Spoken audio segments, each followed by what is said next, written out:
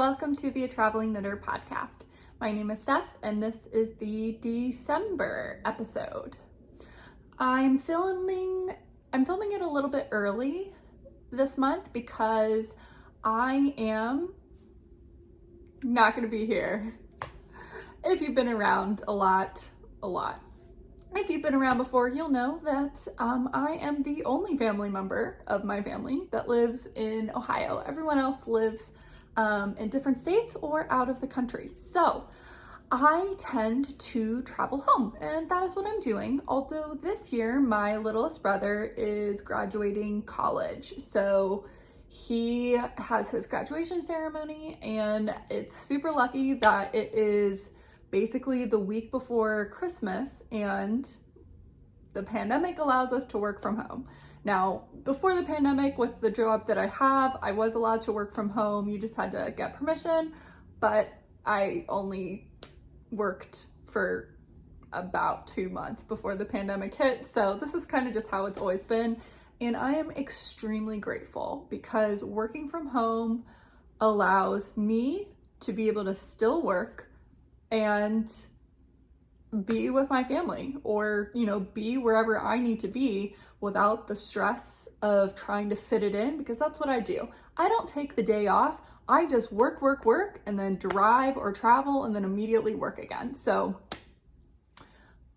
that is why this episode is coming to you a little bit early. Thank you for all the new viewers. It's been interesting to see all of a sudden that my videos are getting a lot of views. I don't know if YouTube is like promoting them differently. I have been on YouTube for 7 years now. I started this channel in a hotel, and then I've kind of done a bunch of different things with it.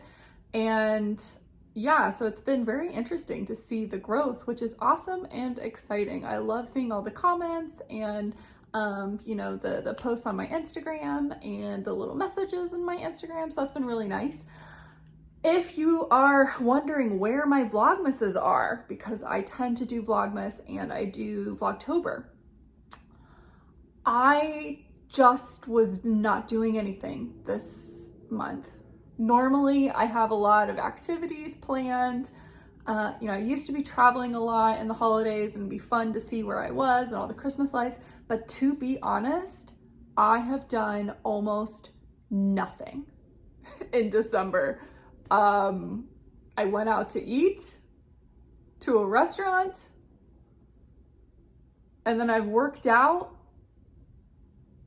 and I've knitted and watched TV. Like, really nothing. I tried. I was doing a little bit of vlogging, and I just canned it because honestly it was boring to edit. So I was like, okay, if it's boring to edit, this is gonna be boring to watch. So we're just gonna not do it. So if you're looking forward to that, I'm really sorry.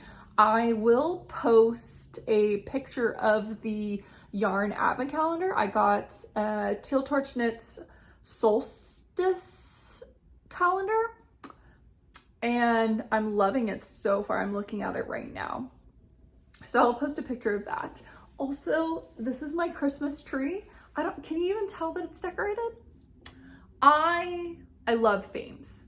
I love a theme. I've probably mentioned that before. I love a theme. And the Christmas tree is themed rose gold. And I don't know if you can quite see it. There are some silvers, but for the most part, it's rose gold. So like you can kind of see rose gold. There is this guy right here, rose gold, and rose gold and silver. So this is a book quote ornament. And I have, you can just see it.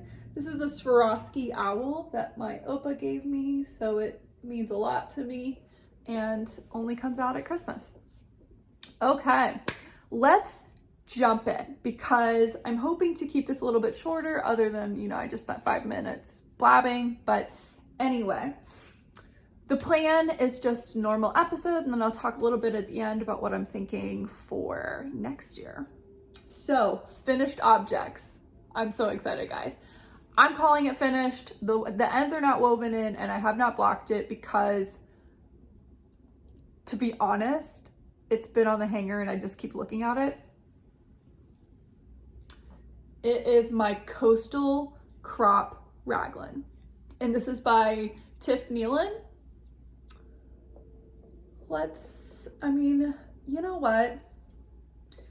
I was looking back at some of my videos, and there was a comment many years ago from an even older video, and this woman was like trying to rip me a new one about the fact that I hadn't woven my ends in.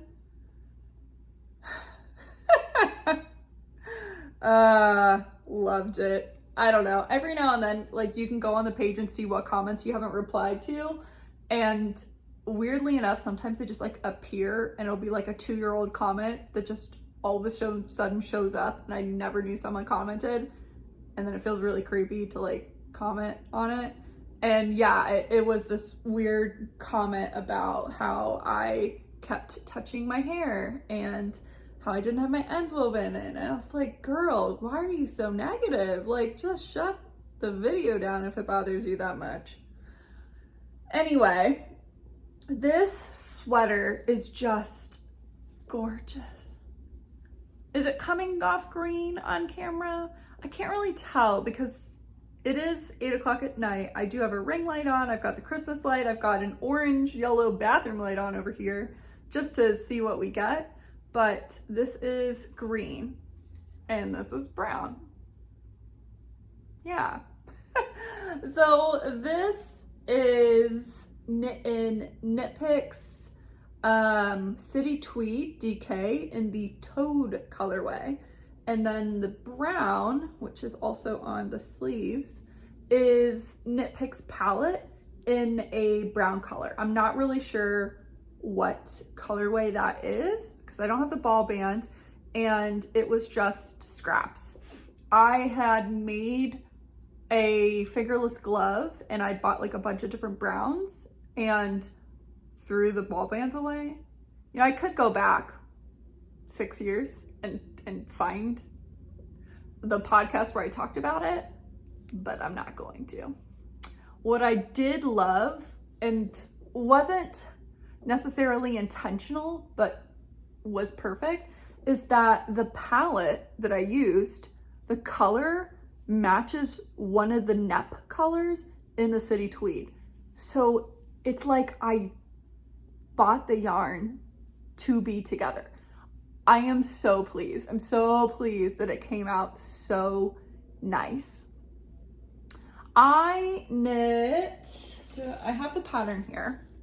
I knit the finished bust circumference of 38. The sweater is designed to have 2 to 7 inches of positive ease.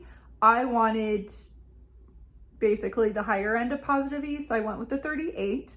I have a 32 inch bust, though I tend to wear padded bras, so it's a bit bigger with the padding. And I changed, so I got gauge. I did knit a gauge swatch, which I knit while in Vegas for the most disappointing trip of 2022.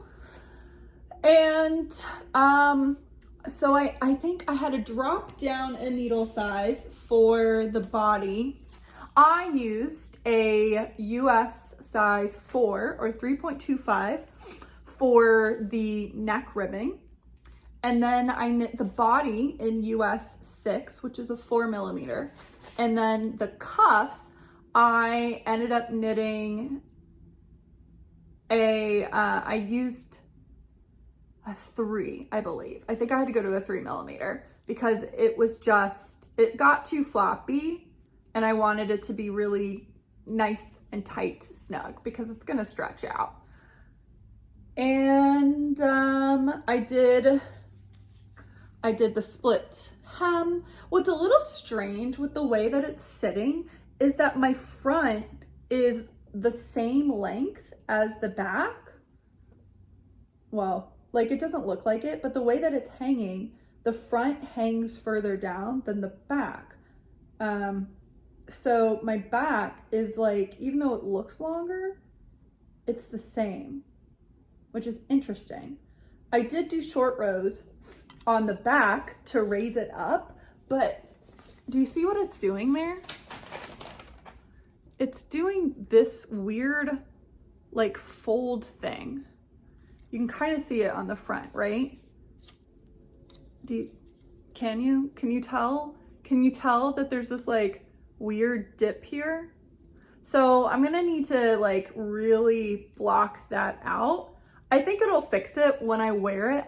I don't notice it. There's no weird like puckering or folding on the back. So I think it's just because it hasn't been blocked yet, and that will come out. I love the fit. I really need to just always lengthen crops, because so I'm 5'7", and I think I just have a longer torso, because this is it's pretty short on me. Like, it's okay, you know, it sits fine. It's not nearly as short as my Soldotna, which I was wearing yesterday, 2 days ago, and like it basically skims my bra. So that the Soldotna I cannot wear on its own. I have to wear something underneath, because if I lift my arms up, you're going to see my bra. So, and I even lengthened that. I think I did 2 extra repeats. So like 1.5 inches or 2 inches to that sweater. If I knit the Soldotna again, I would definitely lengthen it, because it would still be a crop. So I love this. I would absolutely knit this again. I love the interesting side detail here, the side lace. That's really what drew me to the sweater. Oh, so pretty. The original sweater is also in a tweed. I love the tweed. It's beautiful. It's beautiful. Knit it, you won't regret it. It's so nice, and it was so quick too. I don't remember how much of the palette I used, because frankly, it wasn't a fresh skein. I didn't weigh it before, I didn't weigh it after, but I mean, minimal amounts. And then for the actual sweater, I have the ball bands. 1, 2, 3, 4, 5. So I used 5 skeins, but I have quite a bit left over of the 5th skein. So to knit the size 2, which is the 38-inch bust, and I think I did length, did I? I did the longest suggested for the ribbing of the body and the sleeves. So I did the longer ribbing version. I only used 5 skeins, or 4.5. So pretty. Oh, it's so cute. I love it.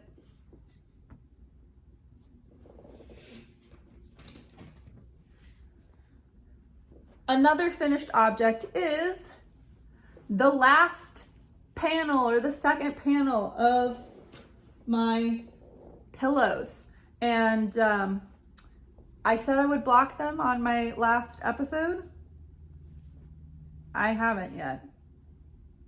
That is on the to-do list for this week, because I don't know when we're doing our Christmas gift exchange, but there's like fluff.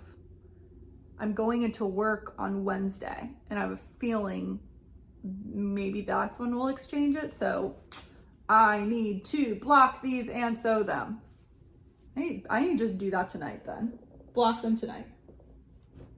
I had plans to make 3 pillows. I'm now just gonna make 2 because I don't have time, but I will make the second pillow, or the third pillow, and then maybe give it to him for his birthday. Hopefully he likes it. And then the yarn is that for that pillow. Is it this color? I think it's Lion Brand yarn in collaboration with Two of Wands, and it's the Hue and Me, and it's the Terra colorway. The other skein that I have is in the Spicy colorway, which is like an orange. It's coming off brown on camera. It's orange.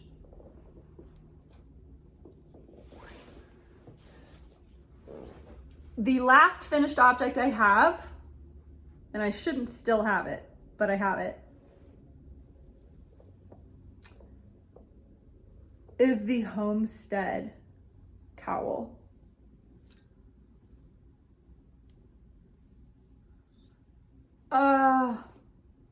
Doesn't it look so nice? It's finished. The ends are woven in.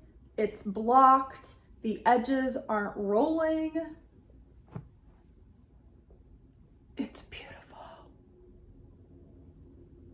Don't we agree? It's beautiful. The color variegation is definitely more obvious on camera than it is in person. In person, it just blends and looks amazing. The yarn is Luminous Brooklyn in the Dazzling DK. I no longer remember the colorway because it was not on the ball bands, but I believe I talked about the colorway on the episode where I showed the yarn.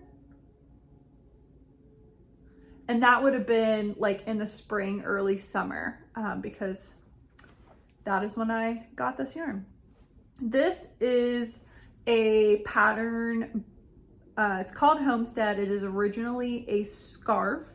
So the original pattern does not have you 3-needle bind off or whatever to combine to make it a cowl. It is by Natalia, and her handle is Natalia 1905.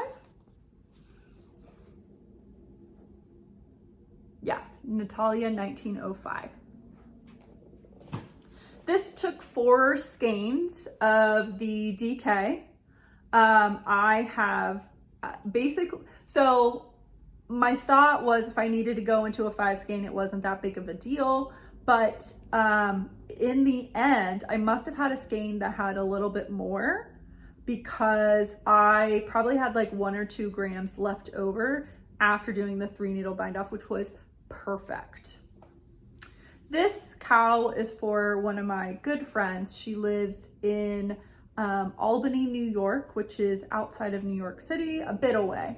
Like it's not just outside, but I worked in Albany, New York for 2-ish weeks and I really enjoyed it.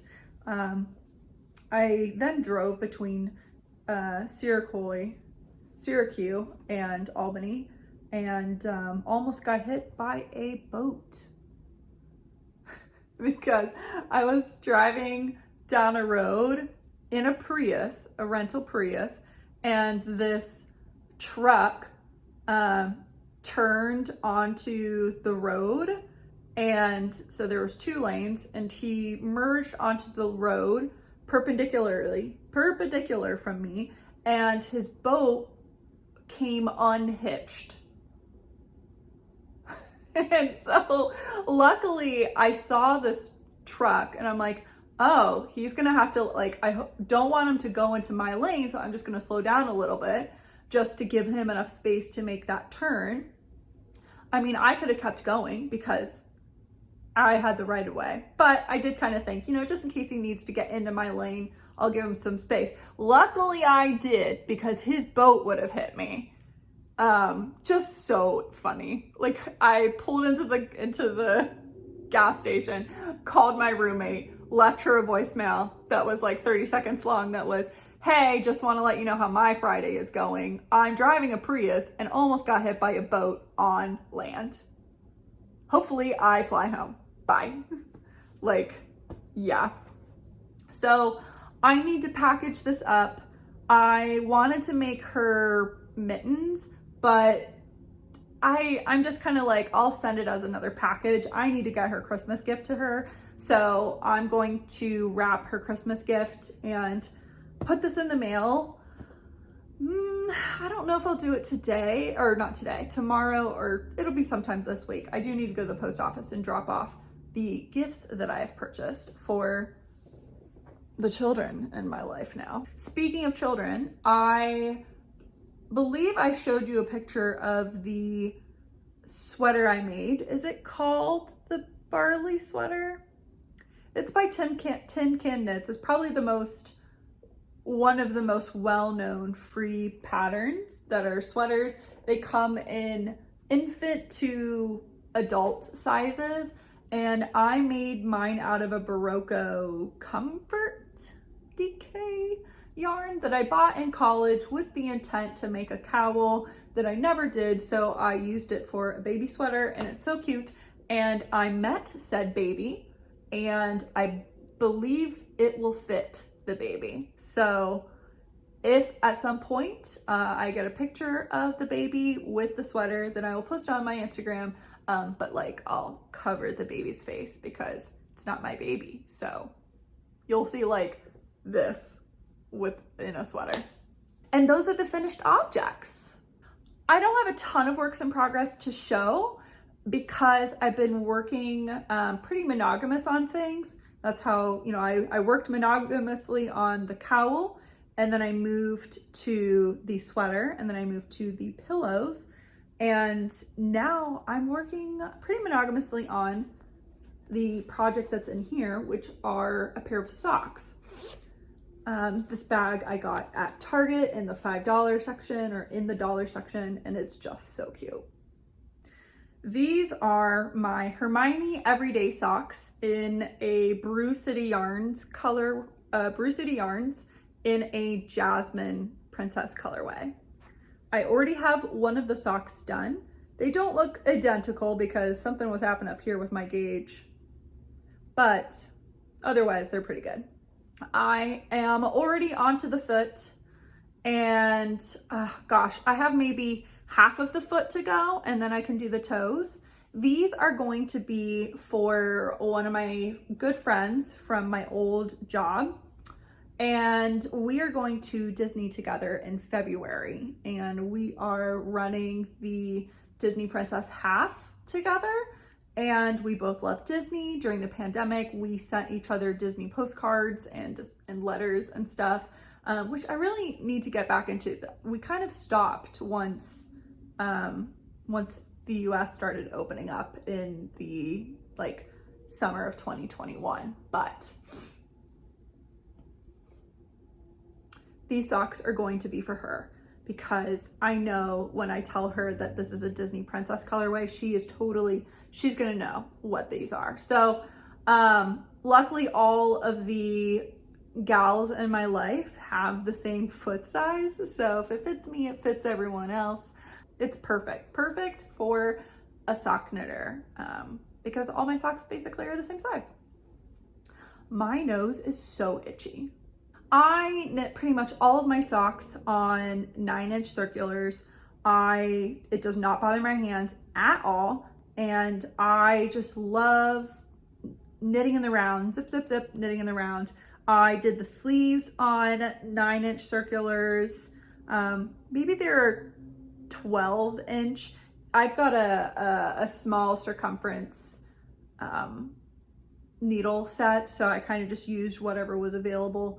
And yeah, so if it's gonna be this small, I am knitting in the round. I don't love magic loop. I do not love double points. I pretty much only use double points these days for my heel. And in that instance, it's just, I'm using 2 because I'm just knitting back and forth. And then as soon as I can, I am back to knitting in the round. I only need 2, but just to, keep my life a little bit organized, I keep keep the complete set together so that I am not losing them. If I don't have all of them with me, then I know I need to search. Another work in progress that I don't think I've shown in a really long time is this granny stripe crochet blanket that I started, I don't even know how long ago. Not like a huge long time ago, but definitely a year, more than a year or so ago. So this is what it looks like today. So there's the bottom. I'm assuming you can see it. And then you can kind of see it goes into stripes. So there's a gray stripe, a big block of white, a gray stripe, and then back to this like multicolor blue gray. So this is Loops and Threads Chameleon, and I have this much of it left. The gray is Vanna's Choice. I think so. It actually looks a little bit too glossy to be Vanna's Choice.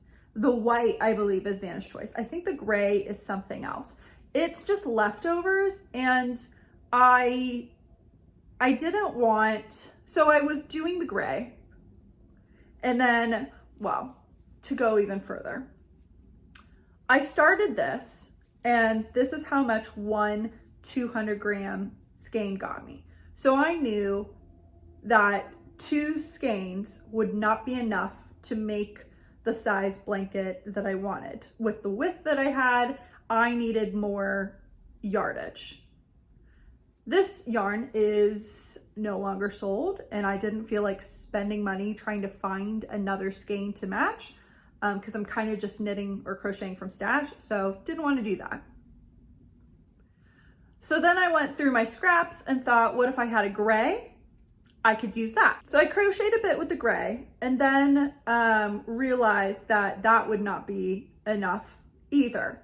So I weighed it so that I could do half and half, and then I went with the white. And with the white, I knew I had more of that, so I crocheted with all of that. And basically once I got halfway through, I looked at the size of the blanket and decided this was enough to be half. So continued on with the white, did the gray again, and then back to the original colors. So hopefully, you know, if what I was visualizing once I held it up, that this will be a big enough baby blanket, lap blanket kind of thing. I actually don't mind the color blocking in the middle. I think it looks quite good. Now, if I had known that I was going to do that or need to do that, I wouldn't have done the color blocking in the middle. I would have started with the gray or with the white and then done the blue marled stuff in the middle, but you know, didn't know that. What size am I using? I am using a 4.5 crochet hook. No idea what this brand is. I might have bought it on Amazon. It is like a rubbery kind of, like this is probably just your standard style crochet with this rubber cap piece over it. I really like these. The way that I crochet is a little bit different, I think, because I crochet like this and I do a lot of spinning with my thumb and finger. So instead of moving my wrist, I just move my fingers when I'm crocheting. So I find that I can actually crochet quite a bit and it does not really irritate my wrist at all because I'm doing this, which does mean that the Addie makes a crochet hook that is like very ergonomical, but I can't do the twist with it, with the way that it's set up. It just like is very unpleasant in my hand to do the twist. So I think it's expecting you to do this with your wrist, where again, I'm doing this. So I really like these. If I stick to being monogamous, I think I could finish this blanket in probably 2 nights of crocheting if I only worked on this. I have been wanting to finish the socks, but I know if I work on the socks and then leave this for the end, I might not finish this before I need to leave for Chicago, and I don't want to bring this. So I might switch it up and go to working on this and finish it. There's no urgency for it, but I have been really wanting to clear my needles, and this is one of the things. I now only have 2 blankets on the needles because I did rip one of them out because I've redone this blanket, I think 3 times, and I just don't like the stitch definition. It's just like way too thick. So I have undone it again. Who knows if I'll do it, if I'll start it up again. I don't know, but 1 blanket, and I already counted my rows, and I believe I have 8 more rows to go. So this shouldn't take me long at all.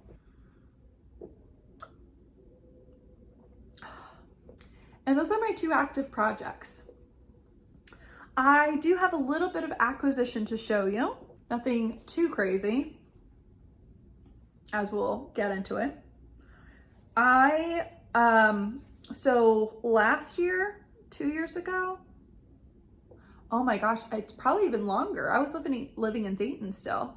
I was knitting a bunch of hats for charity, and then I was never actually able to donate them. I donated some to STARS, which is a shelter for children or teens, and then I still had a bag of a bunch of hats. And one of my local yarn stores, Yarn It and Haberdashery, was doing a hat drive, and so I donated a bunch of hats to them. And I came in, and anytime I go into a yarn store, I feel it's my duty to buy something because I want yarn stores. I want them to succeed. I want them to thrive. So anytime I step foot in one, I will buy something. So I really love Yarnaceous fibers, and they had 1 skein of Bronto DK in the Dilophosaurus colorway. And that is an 85 superwash merino, 15% nylon, 246 yards for 100 grams. And I just love the color of this. So there's a little bit of a subtle green. There's a subtle green, a subtle purple over a gray base. And I thought it would be perfect to pair it with this Barocco Ariel in a color called Pine. So this is a mohair silk, and honestly, this is probably why my nose is bothering me so much right now. I don't know if you can see that I look like Rudolph, but my nose is, very much bothering me. Anyway, I thought these would look great together in either a hat or slippers or something. Knew I wanted them together though, so I thought these look perfect. Don't know what, but something. And then, I also bought more yarn. I did buy more yarn, but I already put it away, so I'm not gonna go digging it out. But, so I bought yarn, and I bought this bag. The day that OSU lost to Michigan. Yarn Birds, one of my local yarn stores that is a yarn truck, she had a store, or she has a storefront called The Nest that's on her property, and it's not open all the time, but it was open on Small Business Saturday, and she had extras of these. I think she bought them in 2020, or she got them in stock in 2020 for a festival that got canceled or something, and she just found them again. And so I saw it. I'm like, honestly, I love this. Like how glittery this is. This is like a soft flannel. And then on the inside, there is this kind of fabric. There is a pocket. So there's one pocket right here, which is perfect. A lot of times I just need one pocket. And then it came with this Knit Ohio pin, which is open. Close that guy. And she also included a mini pouch for notions, or honestly a sock project. I love that. And yeah, so cute together. Perfect.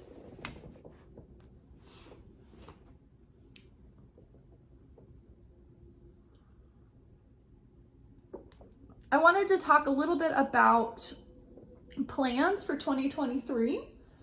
I look at my yarn and I love my yarn, but then I go into a yarn store and I just buy more. And I really don't need to. I have so much. And to help me with that, I have decided to really take stock of my inventory. I love lists. I love tracking. To curb my spending, I a lot of times need to see the value of what I have. And to see the value of what I have, I like to have a list of it, an inventory, if you would like to call it that. I would. And an example, I did this a couple years ago where I inventoried every article of clothing that I had. I did this in between moves and it took a lot of time. I took pictures of all of my clothes. I removed the background. I put the size of it, how much it cost, if I could remember where I purchased it from, what the brand was, what the color was. And then I started tracking how often I wore said article. Because this was like when the Marie Kondo thing was getting really big. And, if it doesn't spark joy, then get rid of it. That does not work for me because at the time I was a traveling software installer. And so the majority of my wardrobe did not spark joy, but I had to wear it for work. I had a black polo, I had two polos that had my company's logo on it. No, absolutely not. Those were the first things to go in the trash when I left my job because I hated those polos. Not for me. Button up collared shirts.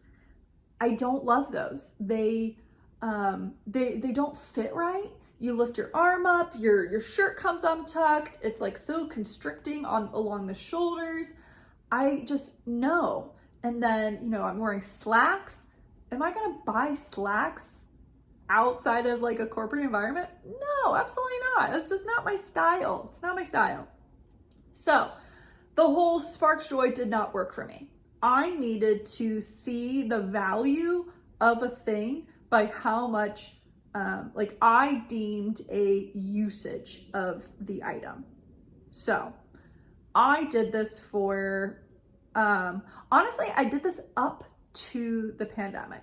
And then once this pandemic started, it just didn't make sense anymore because I really wasn't wearing anything that I owned. I was just wearing my high school sweatpants and a sweatshirt. And that was kind of it. And I would wear that for a whole week because what was the point? Like, honestly, what was the point?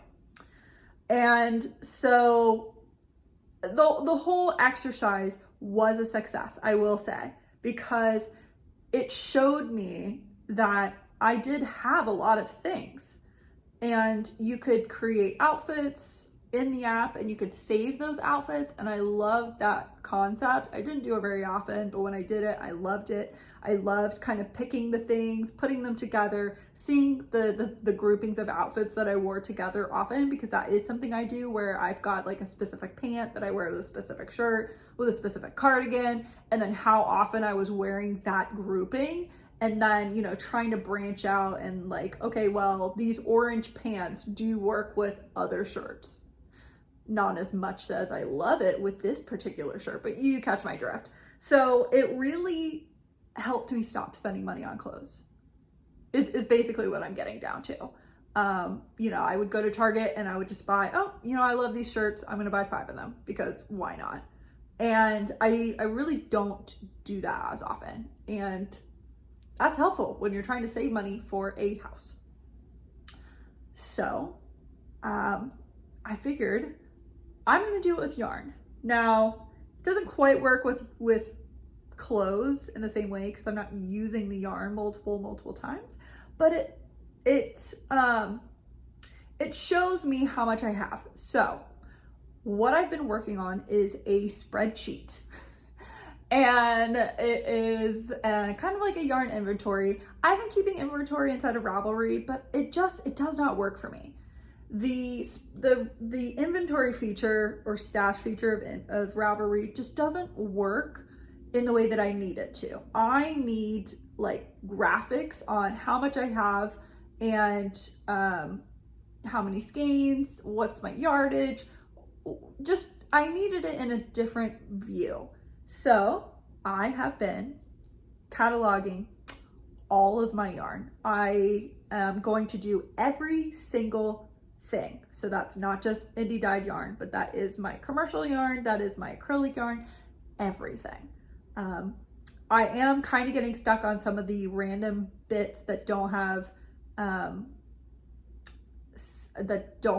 ball bands or anything for them. So I am actually currently keeping all of those skeins in one cubby, and my goal is to use that so that it's out of my stash and it's no longer this like fake miscount, like uncounted for yarn. And I'm really hoping that this is going to really show me how much yarn I have and that I don't need to buy more until I've used not a majority. That's not happening in 1 year, but used a significant amount. And significant is determined by me. Not statistically significant, it's just significant in my head. And this isn't going to be a yarn diet. This isn't going to be like, I can't buy yarn at all. No, that's not the kind of person I am. I do good with moderation. I do not do good with cutting it out of my life. My personality is pretty impulsive, and I know that if I see it and I want it, call me Ariana Grande, I get it. So to help with that, I am going to kind of try not to go to yarn stores, because at the beginning of this episode, and the yarn acquisitions, I did say when I go, I buy.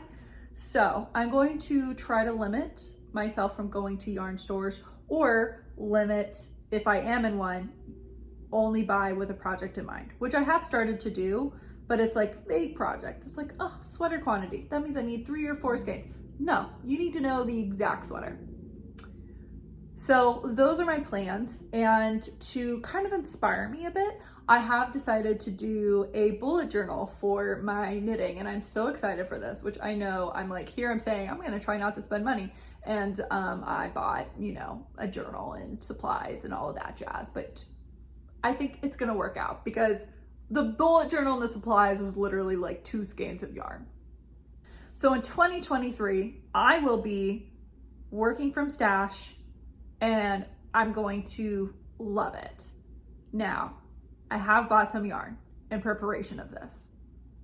Not really, it's just I needed to buy the yarn, which isn't a need, it's a want. I have a test knit that I got into for Tiff Nayland. The pattern used less traveled yarns, and if you bought yarn for the pattern, you got 25% off. So I didn't love the DK options that I had, and I needed multiple colors, so I just opted to buy yarn from her website, which I'm really hoping gets here before Saturday, which I leave like Saturday at like 7 a.m. So really it needs to be here on Friday so that I can start. Otherwise I lose this week and I lose next week and part of the week after that from my test knit. So, which isn't great, but so I bought that, and then I also ordered from Mel of Big Little Yarn Co.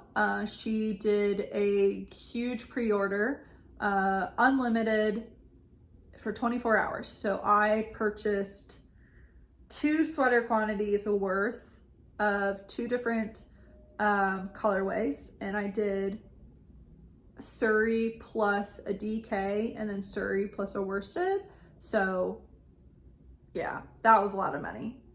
But a friend also ordered some, so we're sharing the shipping costs, which I knew were gonna be crazy, but I don't like shipping costs. It's so expensive because like here in the US, you can get a lot of times shipping for free, which I know you're paying for with the cost of the product, you know, but whatever.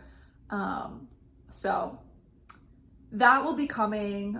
She doesn't have a date yet, but my guess is it's going to be here in the spring because I imagine a lot of people ordered from her shop. So that'll be a really nice, a nice gift to myself when I'm in a drought. Is I'll get sweater quantities, and I did pick out sweaters, so I need to write down the sweaters that I selected for those 2 sweater quantities so that I don't forget.